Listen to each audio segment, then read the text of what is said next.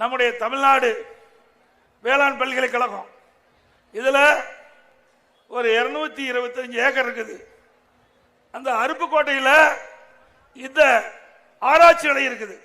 இந்த பயிர் வகைகள்லாம் இந்த வறண்ட பகுதியில் இருக்கின்ற மானாவாரி பயிர், அந்த பயிர் எப்படி இடுவது என்பது பயிற்சி கொடுப்பதற்காக அந்த வறண்ட பகுதியில் இருக்கின்ற விவசாயிகள் பயனடை வேண்டும் என்பதற்காக அந்த ஆராய்ச்சி நிலையத்துக்காக அந்த அருப்புக்கோட்டையில் இந்த தமிழ்நாடு வேளாண் பல்கலைக்கழகத்துக்கு சொந்தமான நிலம் இருக்குது.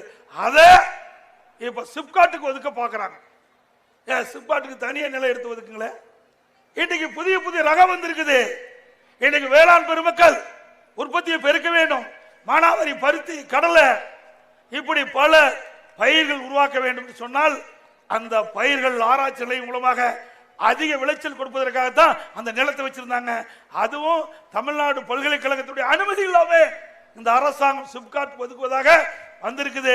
விவசாயிகள் கொதிச்சு போயிருக்கிறாங்க. இந்த ஆராய்ச்சியாளர்கள் என்ன இடத்துல தகவலை கொடுத்தார்கள், நீ எப்படியாவது பேசி தருகின்ற. நான் ஒரு விவசாயியா இருக்கின்றேன், விவசாயியுடைய கஷ்டத்தை நான் உணர்ந்திருக்கின்றேன். இன்னைக்கு விவசாயிகள் இரட்டிப்பு வருமானம் கிடைக்க வேண்டும் என்று சொன்னால் ஆராய்ச்சி நிலையம் மிக மிக முக்கியம்.